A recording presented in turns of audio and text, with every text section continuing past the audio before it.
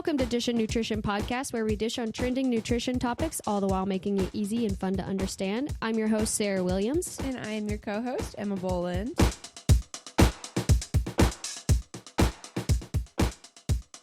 Emma, today we're going to be talking about something, actually, it's kind of an inside joke with you and I'm I. so excited.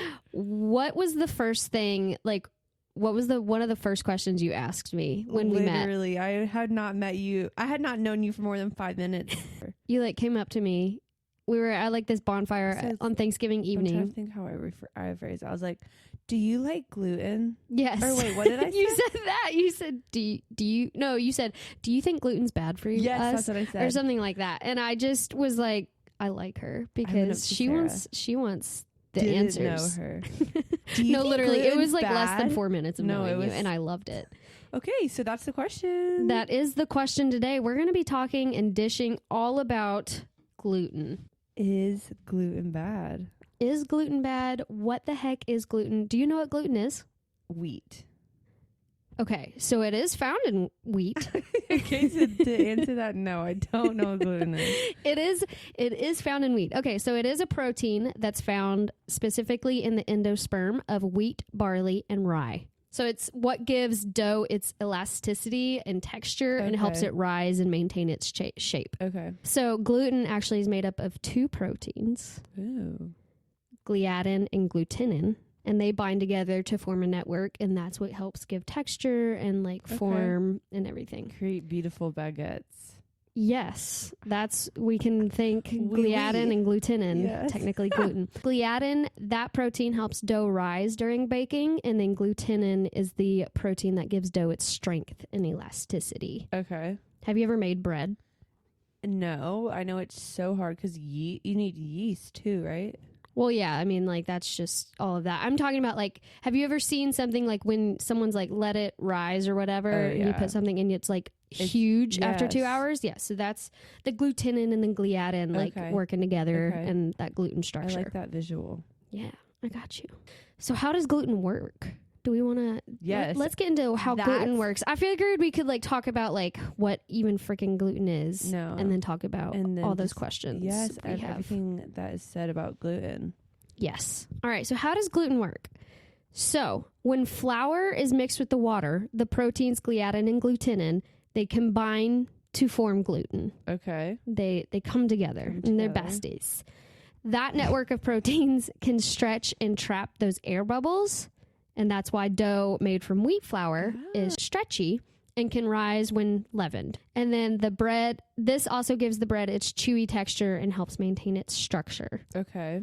So the bounciness of breads and those types, wheat, rye, and barley products, that's what gives it its bounciness and its texture. Okay. Why is gluten important to foods? That's a great question. For baking, gluten's elasticity is very important for making bread, pastries, and other baked goods. It allows the dough to rise and hold its shape. So that's what literally gives it its shape. And then it also provides a chewy and satisfying texture. Binding, it also helps bind the ingredients together, which is obviously important in many food products. Yes. Have you ever had a gluten-free product? It's not the same. It is not the same. It is not the same. I do We should do like a blindfolded taste test. So 1000%. Making cookies, the gluten product is flour, right? Yes. Okay. Yeah. If you make flourless cookies. Well, I mean, there are gluten-free Substitutes. flours and stuff like that, but there's a definite texture and taste difference. It is somewhere else. And they crumble. It does not hold its shape. Yeah, no, it's not as satisfying personally to me. There are people who obviously have to partake in that. Of course. But I personally am not one to opt for a gluten-free object over gluten. The next question is, how is gluten broken down in a healthy individual? Okay, for some reason, you sent me a TikTok, and it was this person saying humans just can't break down gluten. I've been seeing that. I've been told I'm so sorry to say this, but that is one of the dumbest things I've ever heard in my entire life. And this is my podcast, and I can say that. That's just a wild thing to say. If Like, no, we can break down gluten just fine if you are a normal person of the general population. We'll talk about different people who should avoid gluten and like why they should. But for the general population, our bodies are perfectly capable of digesting gluten. So let's get into it. I was so fired up. I was like talking to my husband. I was like, can you believe this? And he's like studying for his pilot stuff. And he's like, yeah, totally. All right, so we're going to get into this. She's fired up. I'm so fired up. Just because, like, to make wild accusations about that on the internet, people who are so impressionable, they have no freaking ideas. So now they think gluten's bad, and now they just, like, are sad because they're like, oh, I have to be gluten-free. I can't have my cookie. Like, your late night sweet treat? Are you kidding me? No gluten in that? Anyway.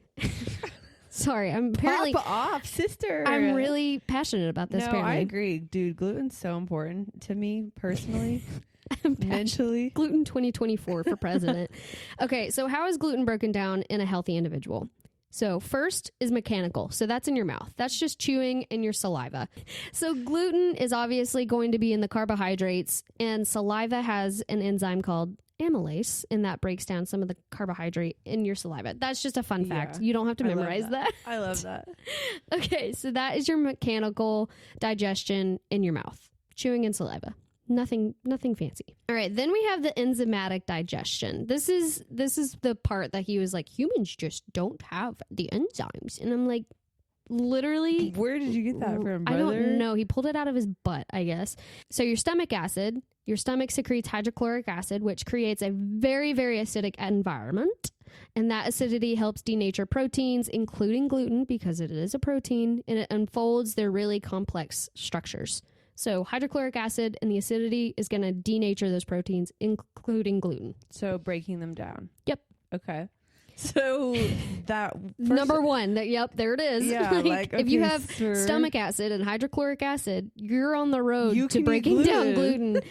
All right. And then second, there's another enzyme called pepsin, and it's activated by the acidic environment, and it begins the breakdown of gluten proteins into smaller peptide fragments. Okay. All right. And then we're going to continue the breakdown in the small intestine. So we have pancreatic enzymes. And so your pancreas secretes enzymes, including proteases such as trypsin and chymotrypsin, into the small intestine. So these enzymes continue breaking down the peptide fragments into even smaller peptides and amino acids. Okay. So it's just further continuing to break down those proteins. 3 enzyme processes right now, I think is what you said. At a very, very base level. We're not even like on a molecular level at this point. Right. Like, there's so much more even going on. Okay, so we had pancreatic enzymes such as trypsin and chymotrypsin. Then we have the brush border enzymes. So the lining of the small intestine contains enzymes on its surface, and those are called like brush border enzymes. And those enzymes further break down the peptides into individual amino acids. Oh my gosh. Yeah. Working hard. Our body does so much. 9 to 5. That's why we need to be nice to our bodies. But that's, you know, my stance on that. Okay, so absorption after the brush border enzymes, the amino acids are absorbed into the bloodstream and are transported to cells for use in various bodily functions where it needs to go. So the claim to say like your body just can't break down gluten is just wild to me. And I'm sorry I'm so passionate about this, but you all know how I feel about misinformation on the internet. She's getting fired up. My hands are sweaty. I'm so angry. Okay. All right, let's talk about who should avoid gluten. You know the people that are like, I'm gluten free, and they don't have my entire family. Are they gluten free? No, my mom says I feel better when I don't eat gluten. That is a very valid point. Okay, like I'm not here to knock how like her body feels. Exactly. Yeah. I'm not here to say it's not true, but I'm saying she's not celiac. So exactly. All right, okay, so let's get into the question? Yeah, I want to know. Who should avoid gluten? Okay. Number one person who needs to avoid gluten, celiac. Absolutely. Celiac disease. I saw a horrendous video, and it was like, which we'll get into another topic later on in this episode, but it was like, I have celiac, and I obviously don't eat gluten in America, but I'm going to try it in Europe. And I'm like, babe, gluten is gluten. That is a horrible, horrible thing to do to your body. So let me explain what celiac is. So it's an autoimmune disease that causes damage to your small intestine when you consume gluten. So like the ingestion of gluten, it can trigger an immune response and it damages the lining of your small intestine, which can obviously lead to a myriad of health disease like malnutrition, osteoporosis, anemia, infertility, cancer. Even if you're someone who does not even experience high level of symptoms being celiac, if you have celiac and you are partaking in gluten voluntarily, you are doing damage to your body. So I had a patient in an outpatient setting and I was doing nutrition counseling, and she had been officially diagnosed recently with celiac, and she was just like so stunned because she's not really experienced, like she wasn't experiencing any like negative adverse effects. So she was like, well, since I'm, you know, like I'm fine and I feel okay. Like, yeah, exactly. She was like, can I still, you know, enjoy gluten? And I was like, obviously bodily autonomy, I say this almost every episode, very important. However, as a medical professional, it is important that you know this information that I need to tell you. Even if you don't feel like you're doing anything to your body and you're not, you know, nauseous all the time, or you're not breaking out in hives when you eat gluten, you are still causing damage to your body. And later on down the road, it's just going to be bad.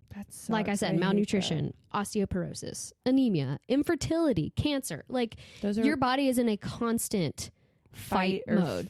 Yeah. So it's just like, you don't need to eat gluten. You're going to probably be exhausted because your body's fighting too. Yeah. Like I'm sure the underlying exhaustion of your body, like that train is going to run out eventually. That was Paige, one of my friends. She had like major fatigue until she was like, I have to cut this out. Yeah, there is not any medical advice that would deem gluten consumption appropriate for someone who has celiac. All right, noted. So what causes celiac? So causes of celiac, there's a myriad of reasons what can like happen when someone's diagnosed with celiac. So genetic predisposition, like your family history, plays a huge role. Like there's two specific genes that like I want to say when I was reading research last night, it was like 90 or 95% of people who have celiac have those two gene mutations. Just because you have those genes or that gene mutation does not mean you'll have celiac, but obviously there's a higher chance. And genes and genetics is just a huge thing in nutrition and the way your body responds to nutrition. Like it is such a understudied topic. Genetics. Yes. So there's actually a up and coming part of research. It's called nutrigenomics. Oh. I geeked out on it when I learned about it in undergrad. And it's kind of just like how genes and your genetic predisposition plays a role in how your body processes nutrition and all the different things. So it's a very, very cool topic. I loved learning about it. But yes, genetic predisposition is a very huge cause of celiac disease.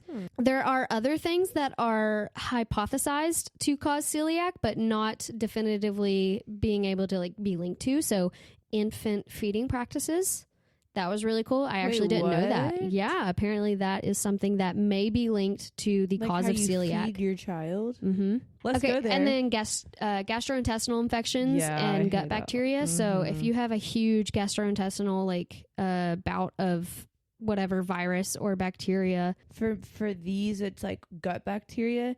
So like if you have bad gut bacteria, then like it could damage those villi and then celiac celiac can become active after. So sometimes celiac disease can also become active after surgery, pregnancy, childbirth, viral infection, or severe emotional distress, because we all know like what your body goes through. Your body does so much at a molecular level when you're stressed. So like severe emotional distress, like you're just I don't want to say pounding. That's not the verb I want to use. Pound town. You're just beating your gut microbiome when you're under severe emotional distress. So celiac disease tends to be more common in people who have a family member with celiac disease, type 1 diabetes, Down syndrome, Williams syndrome or Turner syndrome, autoimmune thyroid disease, microscopic colitis, or Addison's disease. Just because you have those things does not mean you'll automatically have celiac. You're at a higher risk for having an active form of celiac. All right, so another person, so that was the number one person who should avoid gluten. This person with celiac. Done and done. Like, do not even consume. Like, You can't even use a cutting board that was used. Yes. Like cross-contamination, cross-contact, not cross-contamination. And cross-contamination is possible. Cross-contamination is more like bacteria. No, Cross-contact is gluten and like molecular things. Cross-contact and cross-contamination are going to have the same protocol. So like changing of knives, changing gloves, changing forks, spoons, like you can't even... They can't come into contact to allow contamination. So, yeah, you can't even use like the same freaking toaster for bread. We had to do that in the hospital. We had to have a specific celiac or like gluten sensitive toaster for people. Yes. The second person who should avoid gluten is a non-celiac gluten sensitivity. So a gluten intolerance. Okay. So this is less important on the cross-contact, cross-contamination border. Like it's not as imperative, like you are not going to be damaging your intestinal lining if you have, like it's not going to be as disastrous if you have a cross-contamination or cross-contact of a gluten molecule or whatever. It's a gastrointestinal irritation caused by gluten in people who don't have celiac disease. So it can cause like abdominal pain, bloating, diarrhea, headaches, fatigue. So like that's like a lot of how a lot of people feel about gluten. Exactly. You know your body. And so if you say gluten hurts your stomach, then don't eat gluten. What do you think can create a gluten intolerance? So not eating gluten and then reintroducing gluten. Oh, really? Yes. So if you're someone who's like, if you fell for the fad of, I've actually had a lot of people come to me and be like, I fell for the fad of like avoiding gluten for no reason. I just was told it was bad. So I avoided it. And then I wanted something with gluten in it, and it absolutely wrecked my stomach. So you can cause sensitivity by, no, and then yes. And then your body's like, no. I don't recognize you anymore. Exactly. Why does it cause, or maybe it doesn't. Like I always see when I went gluten-free, all my inflammation went away. For the general public who don't have celiac, gluten sensitivity, and a couple other things that we're going to talk about, gluten is not inherently inflammatory. Okay. Yeah. So noted. It's your body, like it's just not. Yeah. It's just not inherently inflammatory. If your body doesn't mind Let's get the elephant. Yeah, let's address the elephant. It is not inherently inflammatory. Okay, good to know. I see that everywhere. Inflammatory is a very hot word right now, and it's inflammatory on my FYP. Another person who does not need to consume gluten is if you have a wheat allergy. So you're not allergic to gluten itself, you're just allergic to wheat. So obviously you don't want to have it, not to all grains, but if you have a wheat allergy, you're obviously not going to be consuming a lot of gluten. So you're probably going to have a sensitivity, and also you don't want to have gluten inside of a wheat product because you're allergic to it. That makes sense. Yeah. Another one who should not be consuming gluten is called gluten ataxia. So that's a rare neurological autoimmune disorder that causes your body to attack parts of your brain in response to gluten. Oh my word. And then let's also address another elephant. I've had a lot of people say like, well, I have an autoimmune disease and I went gluten-free and I feel so much better. So for other autoimmune diseases like rheumatoid arthritis, lupus, multiple sclerosis, things like that, Hashimoto's, the necessity of avoiding gluten it's less clear cut, and it depends on individual circumstances. Makes so sense. Here's what's like generally understood about autoimmune and like gluten consumption. So obviously individual sensitivity is going to be huge. People who have those autoimmune diseases often report feeling better on a gluten-free diet, even if they don't have celiac or like gluten sensitivity. This might be due to like personal sensitivities or intolerances. So like it may be anecdotal, but it's something that should also have weight to it. So obviously pay attention to your individual sensitivities. And then potential inflammation. There is ongoing research into whether gluten might exacerbate inflammation in certain autoimmune conditions, but definitive conclusions are still pending. But I mean, I think there's enough people in the world saying, I have more negative feelings when I consume gluten with this autoimmune disease.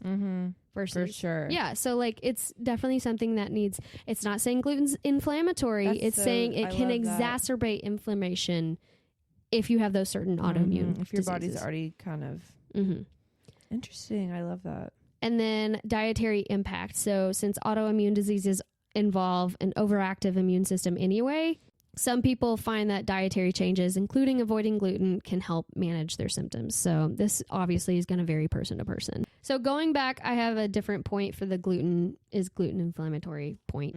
There is no strong evidence that a gluten-free diet provides anti-inflammatory benefits for people without gluten sensitivity or celiac disease.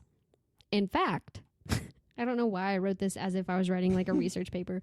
In fact, unnecessary elimination of gluten can lead to a less balanced diet, as gluten-containing grains are good sources of fiber, vitamins, and minerals. There's lots of nutrition in wheat, rye, and barley products. No, that is so true. So cutting those out, you're cutting out a lot of vitamins and minerals.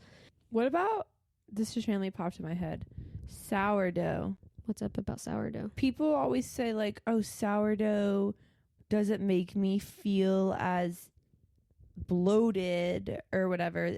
Then so this kind of is a good segue into the next portion, kind of. Oh, I love that. It's the question you had about why is gluten bad in the US and not good in Europe. Also what I was thinking about. Yes, so like it's not necessarily sourdough like explicit, but it will stem, you'll see. Okay, so the perception that gluten in the United States is quote unquote bad, while gluten in Europe is good, that stems from like several factors relating to agricultural practices, food processing, and regulations.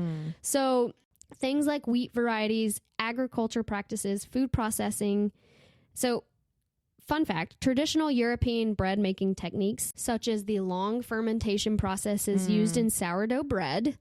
I did write that down specifically because I was like, I bet she'll bring up sourdough. I love sourdough. Boom. And I love sourdough. It's great. Maybe it's placebo because people keep the putting longer it in my fermentation. brain, The longer fermentation process used in like sourdough bread can break down gluten and make it easier to digest. So your body not working as hard. So obviously your body's going to be like, hey. But in contrast, quicker bread making processes that are used in the U.S. might not allow that same level of gluten breakdown. Interesting. Yeah. So does that transfer to pasta too? Pasta's pasta. When I was in Paris and we had pasta. Patty? I ate a lot of pasta and I didn't feel like heavy. But when I eat, like if I go to, how much were you walking in Paris? I was also going to say Olive Garden though. Like if I go to Olive Garden and eat their pasta, like it's probably so much butter, so much. How much, let me ask you this. How much were you walking in Paris? Yeah, we did a lot. It's a very walkable city, yeah? No, it is. No? Oui. You probably go to dinner. This is me hypothetically. I did not know you when you went to Europe. This is me just speculating. No, you're right. You probably walked to dinner. You probably walked out of dinner. You walked everywhere. I mean, I'm not saying like you didn't take a taxi or an Uber that's or actually Lyft. a good point. Guess we need to do a trial run and go back. But after, what do you do when you go to Olive Garden here?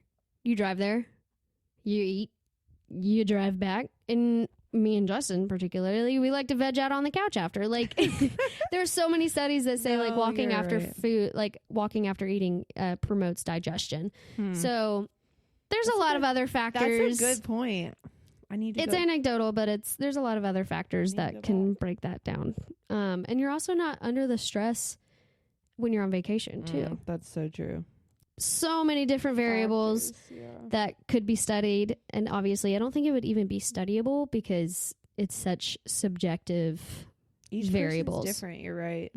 All right, so the belief that European gluten is quote unquote better might also be influenced by cultural perceptions and anecdotal experiences. Okay. And some people report feeling better when consuming gluten products in Europe, which could be due to a combination of different factors than the gluten itself, meaning the things that I just talked about. How much are you walking? Are you on a very fun European vacation? I'm going to say your digestion is probably a little bit better. I'm not saying people We need to go back for research purposes. Okay, so here's what we're going to do. Nutritional Sarah. We're going to go on a European vacation, and it's for science, so don't worry. We're not going to have any fun on it. It's for science, and we're going to eat all the pasta in Italy, and then we're going to hop over to France and eat cheese. Oh, yeah. And have some wine, obviously, because for episode. cultural experiences. Yeah, we can also do a dairy episode and talk about the cheese in France. Okay, so obviously this has to happen. It's a work trip. Anyway, okay, wait, sorry, I got us sidetracked. No, I mean, it is a very fair assumption to make in a observation to note, But there are so many different variables to impact why you might feel better in Europe versus the United States. That was the biggest thing about gluten. I love it. Yeah.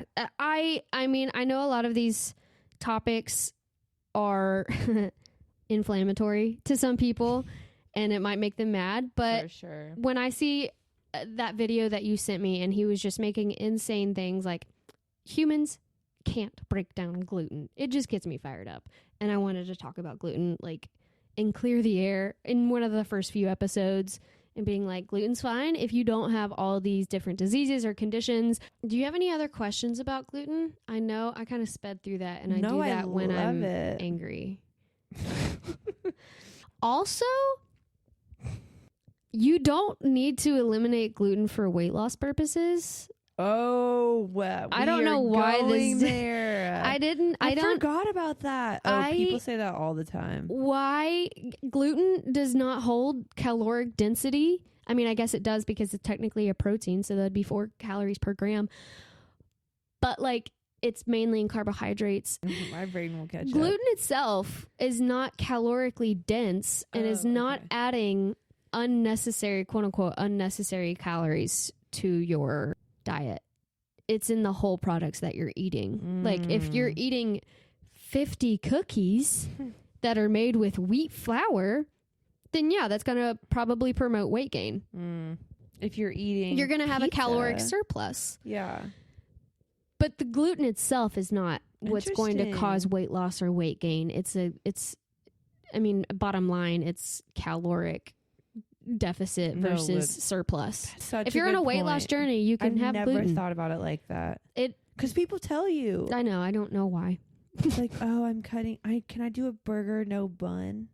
Well, because yes, because when you remove the bun, it's less calories. Yes, but they're saying, oh, it's because of the gluten. Exactly. I'm like, no, it's because you took away 98% of the burger calories of a bun. Yeah. Yeah, the brioche bun is going to have butter on it. Yeah, it's going to have some caloric density to it. Brioche. I love me some brioche. So bad. Should we go get some brioche right now? We should. If you're not. If someone is saying like, yeah, I'm on a diet and I'm avoiding gluten, they may see a fluctuation in their weight and it may be less, but that's because they're cutting out a lot of products because a lot of products have gluten because they're eating less. That's so period. It's not because you're like not eating gluten. I love it's because you're eating less and probably not enough. The product it's in is what has the calories. The gluten protein is not what's causing your weight gain. No, honestly, I've never thought about it like that. I don't know why.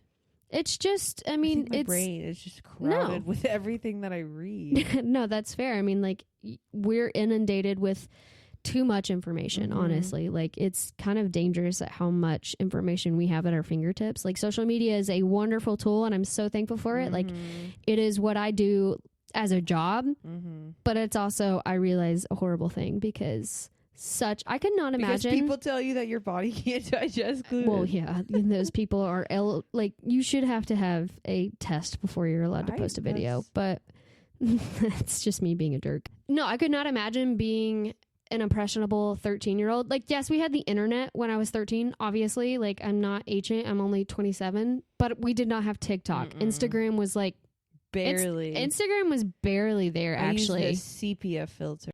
But like, I couldn't imagine the amount of information that's on there today and being so impressionable. Oh, I know. I'm terrified for my baby. Yeah. So that's why it's my so kid's important. Gonna be the one that has no phone. No, same. She's 16 and she's gonna be a weirdo, but that's. I mean, well, I'm kind of glad I have that I'm on it because she can follow me and she'll know where my beliefs lie. But I realize that is not the case for 99.9% of the population. But I will force her to listen to this podcast when she's older. Hi, Harper from the future. I'm terrified for Harper. I'm terrified for the generations up and coming who have access to all this information. And again, going back to episode 1, episode 2, that's why you have to be so careful about who you follow on Like the dude that you sent me the video, I could not find any information on his education. He's claiming he's a PhD, but I could not find any like evidence of him having his PhD. He has his master's in psychology. Okay. Why is he talking about enzymes breaking down gluten? So then he knows how to get to your brain. Anyway. All right. I think that covers basically gluten and then some, and some more. There's a lot of personal opinions in this episode, but there are 99% factual. There are factual evidence-based answers to this too. I loved it. Thank you. You dished it out so good. Well, thank you. I was a little heated. As you should be. But I mean, that's why I got into nutrition, is because apparently I'm very passionate about it. No, it's so good. We need people like you in the space to like call it out for sure. Yay. Thank you so much. Thank you. Thank you for asking those questions. I actually asked her a couple days ago to come up with some questions regarding gluten, and it was really nice to just be able to break that down. So, on that note, you've been dished. You've been dished. See you next time.